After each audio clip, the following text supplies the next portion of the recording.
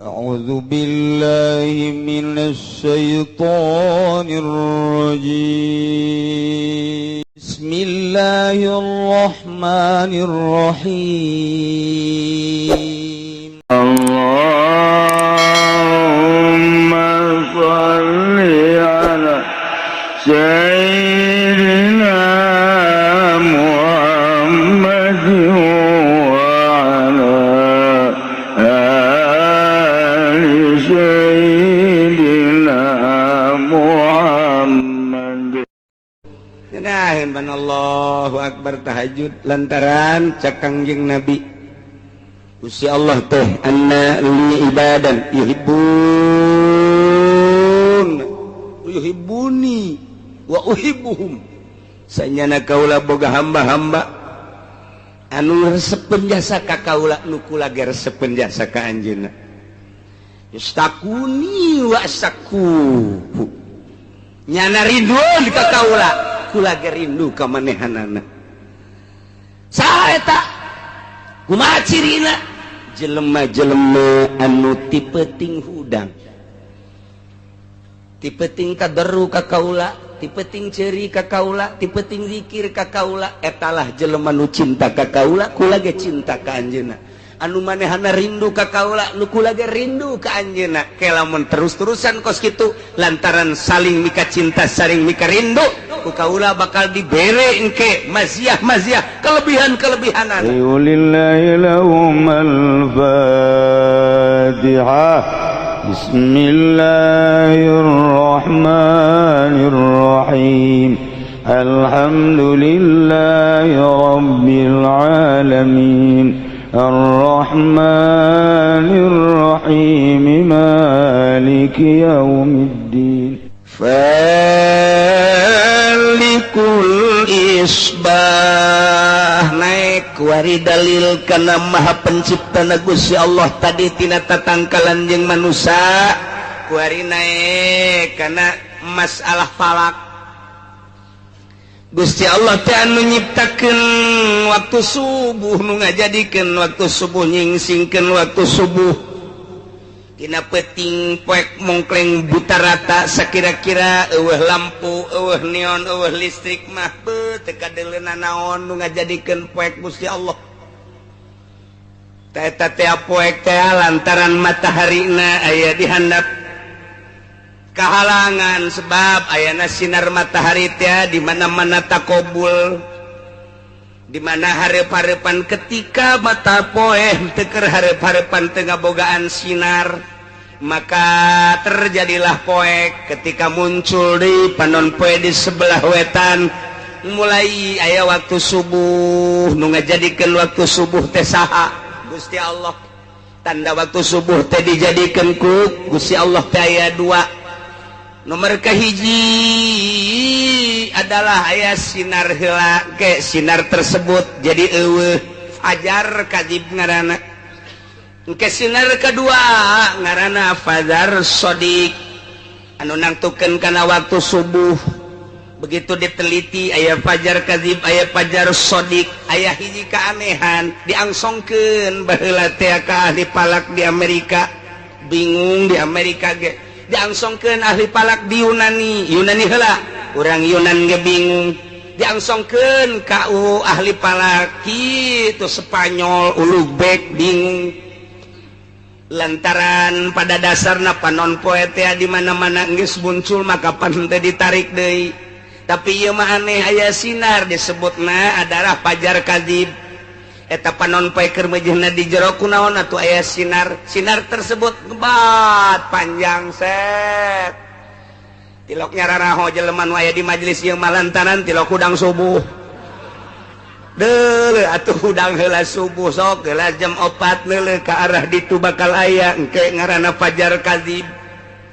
Eta mah encan jadi waktu subuh tapi aya sinar. Sinar eta lah nu dipertanyakeun di dunia ka ahli palak di dunia. Sok gerak bingungan kabeh ge eta engke surup can aya eta mah can asup waktu subuh ke geus aya fajar shodiq. Fajar shodiq mangke bakal aya sinar ngebat ka luhur set. Kemudian sinan nyayan beki berang eta mah henteu surup deui.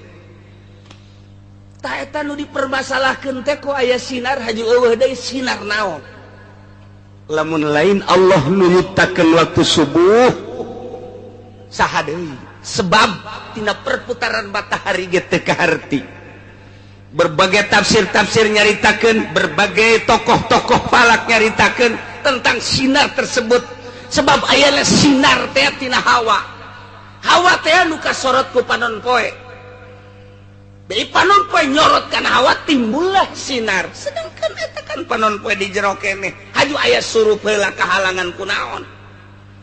Datang ka kuari encan terpecahkeun. Geus moal aya nu bisa memecahkeun. Eta mah hiji penciptana Khalikul Isbah Gusti Allah Subhanahu wa taala. Tah kuari subuh jadi berang Pak. Nu ngajadikeun berang teh sah. Tanyakan coba ke orang Amerika, tanyakan ke orang Eropa, tanyakan ke orang Amerika, Australia. Saha nu nyieun waktu subuh terus beki berang. Walahaya Gusti Allah. Diciptakeun ku Gusti Allah teh waktu subuh teh eta teh waktu anu luar biasa energina tinggi. Lantaran tina udang subuh malain deui ketika orang subuh teh ningali panon poe sinar anu luar biasa energina hese nyaritakeun kamangpaatan sinar dina waktu subuh. Namun urang kasorot ku panon poe langsung dina waktu isuk-isuk eta panyakit-panyakit bakal raragagan. Sebab dina sinar ngandung berbagai-bagai kamangpaatan anu hese dicaritakeunana. Mentak ngahajakeun coba ge urang moe awak isuk-isuk tapi isuk-isuk di poe awak kurang teh seger hiji. Nomor kaduana membangkitkan semangat nu endek digawe kasorot ku panon poe gagah digawena. Nu endek ka kantor kasorot ku panon poe gagah ka kantorna. Nu endek ka pabrik kasorot ku panon poe gagah ka pabrikna. Nu endek ngaji isuk-isuk poe minggu kasorot ku panon poe ngawuduk heula gagah bae. Gagah sidar isuk-isuk teh lain lalawara. Mulai jam 7, jam 8 masih gagah keneh, jam 9, jam 10 geus dula deuleu bae lapar. Sinar lapar geus aya.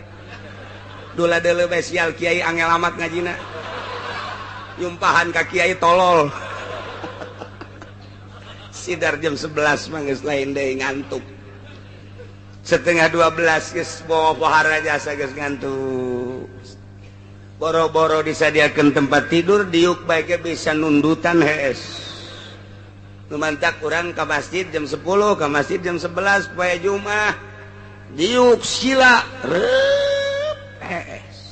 Ulah dihudangkeun bubar Jumat. Eta bawaan sinar matahari. Isuk-isuk pan teu beda. Tapi begitu setengah 12, jam 12 lain deui. Naik deui engke ketika jam 2 mulai gairah aya deui. Kitulah diciptakeun ku Gusti Allah. Nu nyiptakeun kos kitu teh saha? Gusti Allah. Masya Allah. Falikul isbah wa ja'ala al-laila sakana. Jeung Allah ngajadikeun peuting sebagai tempat istirahat. Berang orang kaladang capek, nuka kantor capek, nuka pabrik capek, balik kuari maghrib, sholat, dahar, istirahat, isya, langsung jang istirahat penting teh. Wa ja'alal laila sakan. Lumentak aneh kuari mah dagang ti penting baheula mapan ku kolot teh ai maghrib titah nutup dagang teh ulah sok engka. Geus waktu istirahat kuari mah magrib malah muka. Dengan dunia teh lain waktuna kuari mah baheula mah beurang jang neangan dunia mah penting mah jang istirahat. Akurkeun jeung Al-Qur'an wa ja'alal laila sakan. Mantak ulah nuturkeun Yahudi, ulah nuturkeun Nasrani, urang mah urang bae. Dagang beurang magrib tutup, geus bae. Usaha beurang jatilok aya nu macul peuting. tapi kuari mah justru macul ti peuting bae komo tamah macul sawah kobakan hiji mah nu mencong atuh peuting bae tah ieu wa ja'alal laila sakana mun urang nuturkeun ieu istimewa berang dagang jam 5 tutup atau menjelang maghrib geus ulah kabeh ku dunya mandi maghrib geus beres tas maghrib geus ulah buka deui langsung urang lamun dek ngaji urang lamun anak-anak ayo pagahan sampai isya tas isya heula berjamaah terus ka ieu mah sare urang minta ka Gusti Allah ya Rabbi hudangkeun abdi jam hiji abdi teh hayang tahajud rugi amat asana lamun peuting ieu teh tahajud lantaran ieu waktu teh moal balik deui nu kamari ge moal balik deui nu kamarina deui teu balik deui abdi Gusti hudangkeun ke jam hiji Gusti hayang ibadah ka Gusti hudang ti peuting urang tenang lantaran sarena berang keneh jam 9 jam 10 ngenaheun ban Allahu akbar tahajud lantaran cak Kangjeng Nabi Gusti Allah teh anna li ibadan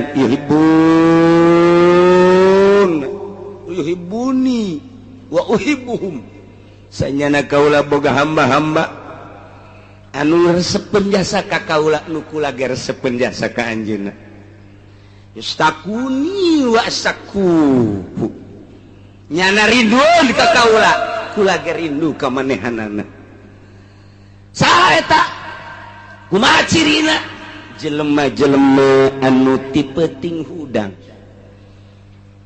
ti peuting tadarru ka kaula ti peuting ceuri ka kaula ti peuting zikir ka kaula etalah jelema nu cinta ka kaula kula ge cinta ka anjeunna anu manehana rindu ka kaula nu kula ge rindu ka anjeunna ke lamun terus-terusan kos kitu lantaran saling mika cinta saling mika rindu ku kaula bakal dibere engke maziah-maziah kelebihan-kelebihanana tah Gusti abdi teh hayang ngarasakeun nikmatna ibadah cara Kangjeng Nabi mah kapan tahajud teh fardu abdi hayang ngarasakeun ibadah cara para wali mah tahajud teh unggal peuting abdi hayang ngarasakeun ibadah cara guru-guru abdi ulama-ulama nikmat teman sarena teh tadi diatur iyalah wa ja'alal laila sakana jang istirahat endeu kumaha tahajudna jam hiji masih kana wawalak-wakan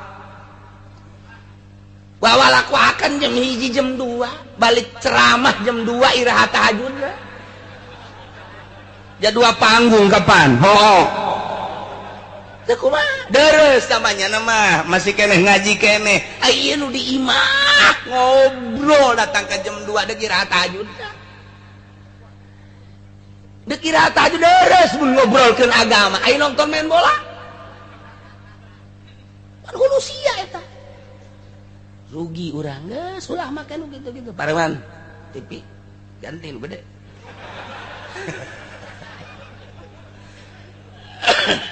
Faliku isbah anu ngadamel waktu subuh teh Gusti Allah dalil kana Allah Maha Pencipta dia laila sakana jeung Allah ngajadikeun peuting teh jang tempat istirahat nuti berang tadina capek urut gawe capek urut ngantor capek urut ladang capek urut berbagai aktivitas peuting diistirahatkeun ku Gusti Allah kita istirahat sejenak ke hudang deui tahajud wa minal laili fatahajjad bihi nafilah wa ja'alal laila sakana saha tanu nyieun peuting wasyamsa wal qamara husbana Allah ngajadikeun panon poe jeung bulan dijadikeunana sebagai hitungan jang waktu-waktu panon poe mah kapanggih deui sataun kaporosna ai bulan mah kapanggih teh sabulan kaporosna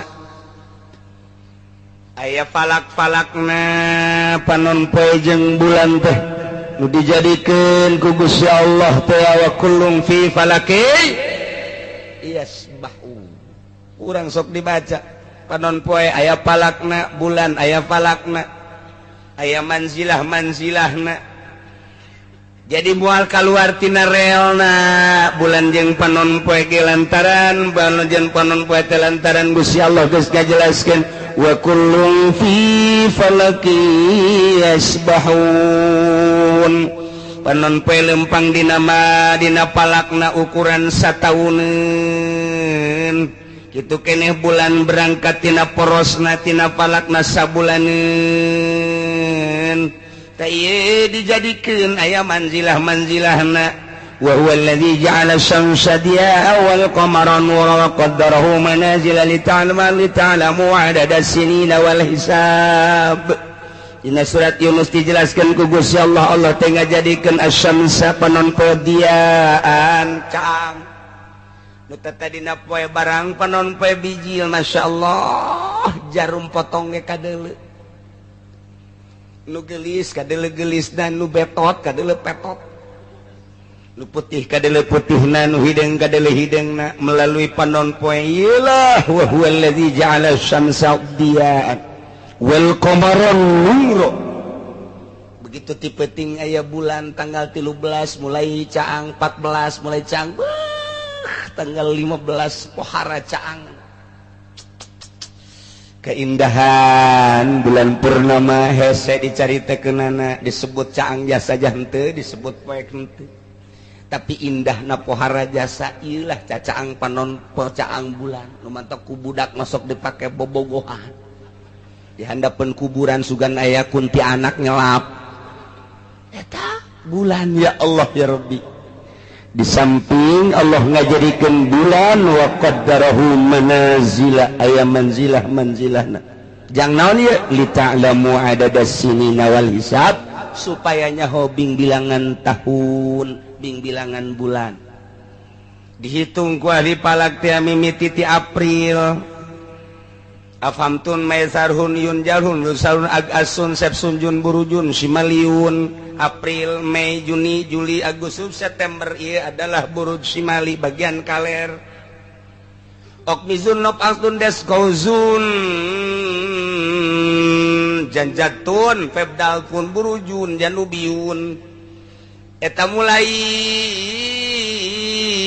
nu genep teh tadi adalah buruj janubi aya us-usna di dinya afhamtun hartina April ham hartina buruj hamal yakni eta bintangna bintang hamal usna 9 jadi berarti urang lamun deuk hitung palak teh deuleu tah dina apakah ieu teh bagian shimali apakah bagian janubi artina shimali teh keur lempang kaler panon poe teh apa keur lempang kidul lantaran ieu teh aya palak-palakna aya bagian kaler aya bagian kidul engke waktu salat ge beda-beda waktu salat nangke asar teh aya jam 3 lewat 10 aya jam 3 lewat 4 aya jam 3 menit lewat 5 aya deui engke jam 3 lewat 30 menit magribna lamun urang keur make jitu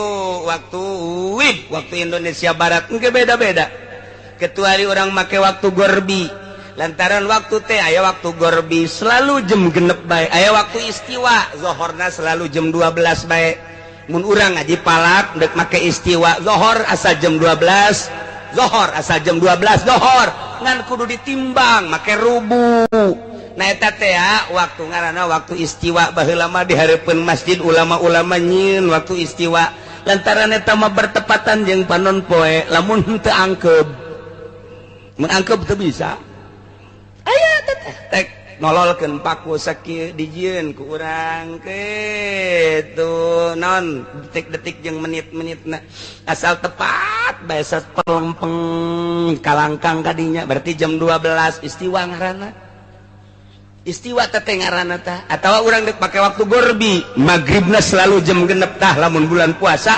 urang nyetel waktu gorbi ngeunaheun jadi geus teu kudu kurang leuwih asal jam genep magrib asal jam genep magrib engke waktu Indonesia Barat mah mungkin jam genep lewat 5 jam genep lewat 10 macam-macam atawa jam genep kurang 2 menit pokona mah urang nyieun waktu jam genep magrib wah nu kolot mah kaburu modal geus teu ungkulan ngaji kos kitu geus teu siap berpikir geus nu kolot mah boro-boro mikiran waktu pikiran beuteung ge datang moal ka magrib cak kena ieu incu Allah mah nya ge nginum sarua bae tolol. Iya saha ciptakeun wasyamsa wal qamara husbana. Kulantaran aya manzilah-manzilahna geus kurang atuh ayeuna mah bisa dihitung melalui palak. Sia lahir bulan naon? April. April berarti ieu Skoprio. Hamel. Berarti ieu Ustaz 9. Sangaran sia? Ngaran aing Teddy. Teddy hayang ka sia? Hayang ka Sarwiti. Hitung huruf anu hirupna nu paehna ulah. Sarwiti hiji sin, ro paeh ulah dihitung. 2 waw hirup, 3 ta. Sin 60, waw genep, 60 genep, ta 200, 200 60 genep. Ngaran sia Teddy. Ta 200 dal opat. Berarti 204. Lobana wewe. Kuari setahun teh adalah 12 bulan bagi 12. Sarwiti tadi sabaraha? 300? 260 genep bagi 12 sabaraha? Cepat kalkulator.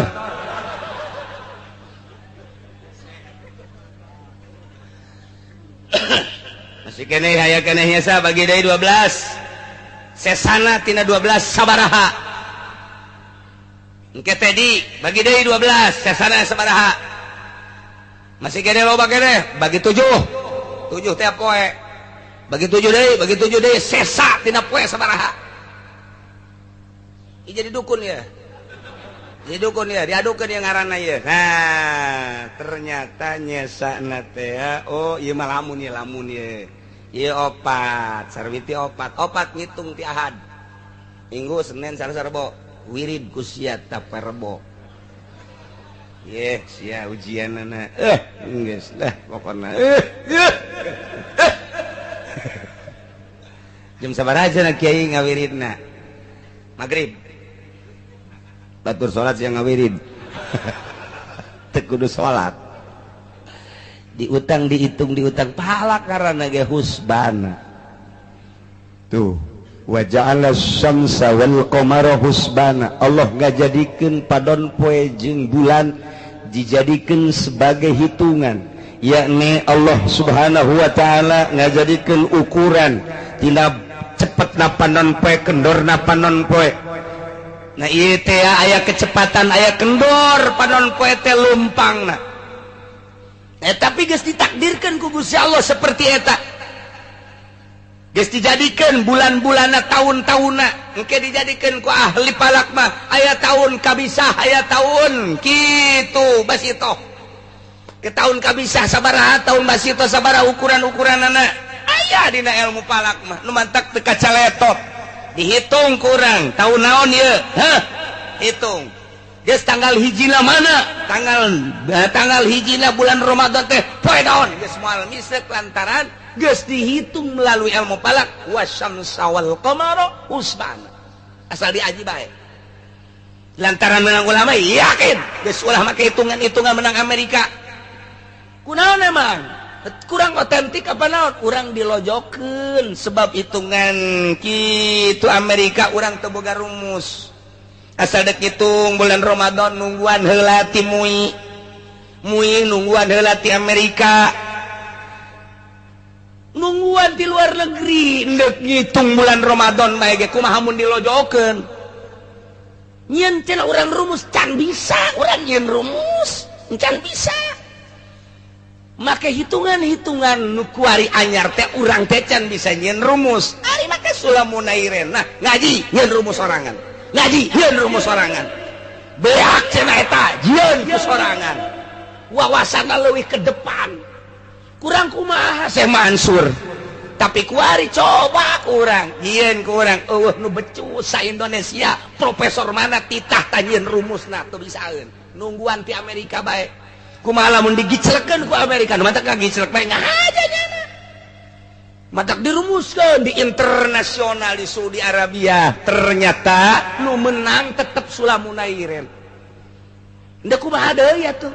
Coba nu kamari teh saralangan henteu digedekeun bae beritana lantaran pamarentahna di salah.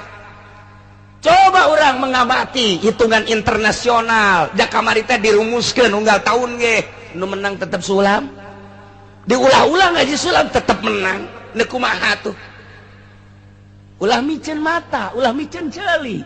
Jak kabeh ge kuari mah geus jararitung kuari mah informasina global. Nyaho kuari kedirumuskeun di dunia internasional. Palak kamari pan anu salah. Mantang Malaysia yang serikeun ka Indonesia. Kami belajar palak di Indonesia, kenapa orang Indonesia tidak memakai falaknya? Orang Malaysia belajarna di Indonesia, kunaon ai Malaysia na akur jeung Sulamunairen, ai Indonesia henteu. Ya sarikeun orang Malaysia, kemunduran Indonesia loba jasa dibandingkan jeung Malaysia. Nu tatadina orang Malaysia berguru ke Indonesia, kuari orang Indonesia berguru ke Malaysia. Hulusia bego. Teu boga kaisin meureunna. Teu bisa nyeun rumus. Urang teh teu bisa nunggu ti ditu mantak moal ka ngaritung kuari. Kuari teh can ngaritung teu boga rumus. Ke asal bulan Rawah nungguan rumus turun ti depan karak dihitung. Tinggalin wasyamsa wal qamara husbana. Tinggal ngaji bae. Dek ngaji Sulamunairen mangga, dek ngaji Durusul Falakiyah di Jawa mangga akur tak bakalna Durusul Falakiyah mah beda seutak setik jeung Sulam. Selain ti eta cak guru kula dua guru murid daripada Syekh Mansur, bener mah bener ulah dipake dua bae nu dipake mah hiji Sulamunairen, dua Durusul Falakiyah. Ngan kesulitanna Durusul Falakiyah mah make logaritma. Lamun teu ngaji logaritma tuh moal bisa. Mata kula mah ngaji heula logaritma jakeul baheulana sakola Pak. SD kelas 6. Aji heula log aji. Mantap kau kesulitan namun orang geus ngaji mah. Geus yakin menang ulama beres. Tuh, aya abah mah ngos kituna kieu bae teh babarita Januari, Februari, Maret, April, Mei, Juni, Juli. Balik deh Agustus, September geus. Nyaro sarua. Atawa make kitu Japar Sodik mah 5 tambah 5 bisa eta teu pake anggaran puasa. Ulah, jang naon atuh eta? Yang hajatan tah maksudna.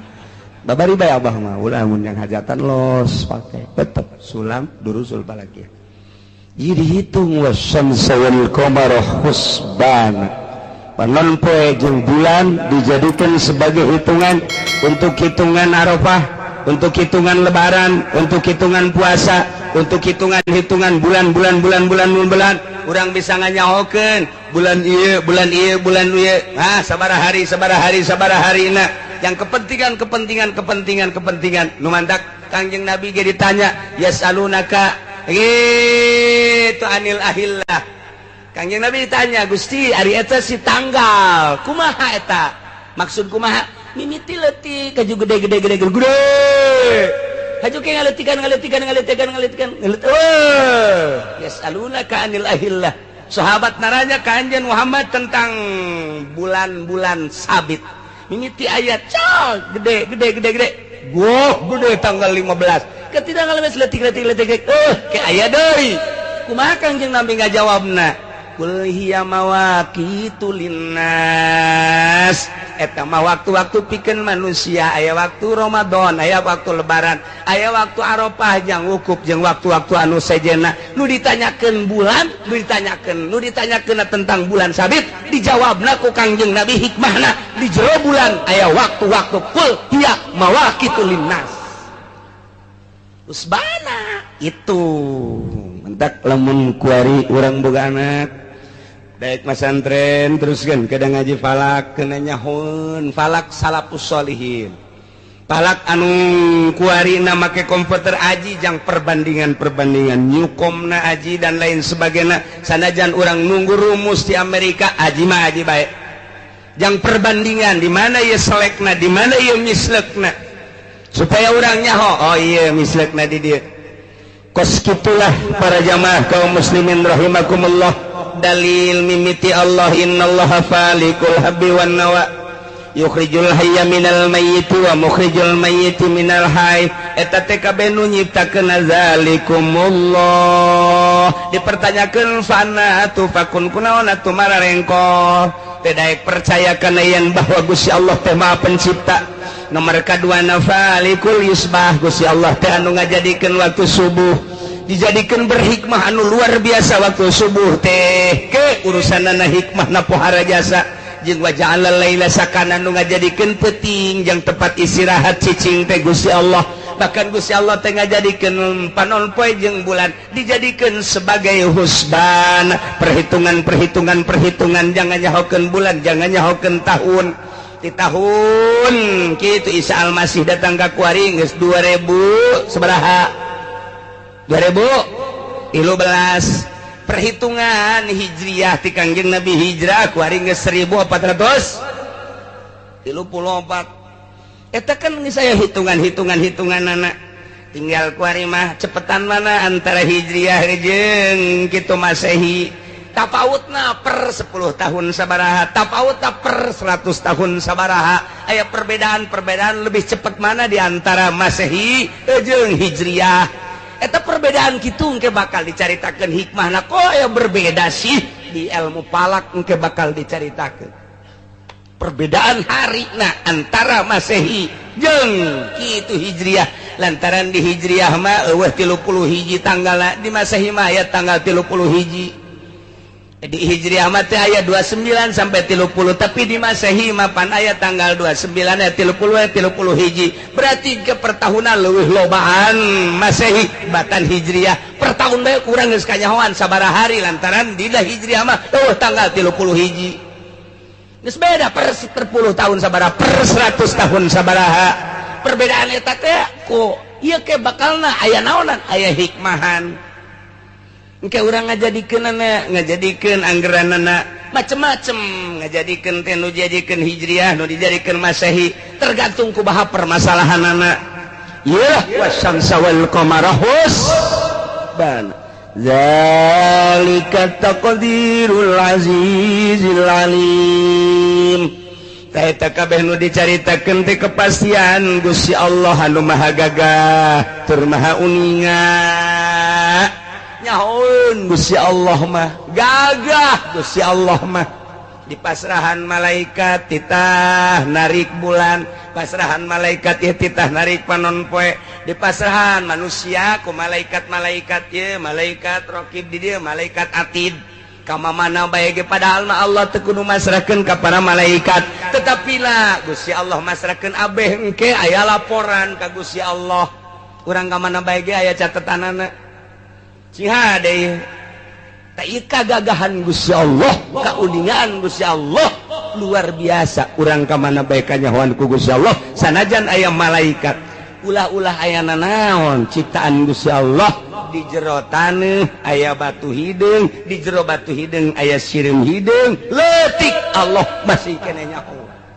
kunaon atuh urang kuku malandangan kuari ieu kos teu percaya ka Gusti Allah mentek belajar heula ngaji syariat geus beres ngaji syariat kuari urang eusian batin supaya belajar ilmu tauhidna jangan nyahokeun zat Allah jangan nyahokeun afal Allah jangan nyahokeun sifat Allah nu wajib kurang dikanyahokeun teh 3 hiji zat Allah kedua pagawean Allah katilu sifat Allah nangke bakal timbul tina innallaha falikul habbi wan nawa datang ka tungtung engke nu kurang bakal dibahas ieu jangan nyahokeun kabeh ge zat Allah pagawean Allah jeung sifat Allah urang mah ngaji tauhid teh kakara wujud qidam baqo mukhalafah lil hawadits qiyamuhu binafsi wa daniyat qudrat iradat ilmu hayat sama basar kalam das dan syukur sakitu doang mengarah karena zat Gusti Allah mengarah karena apal Allah mengarah karena sifat Allah mencan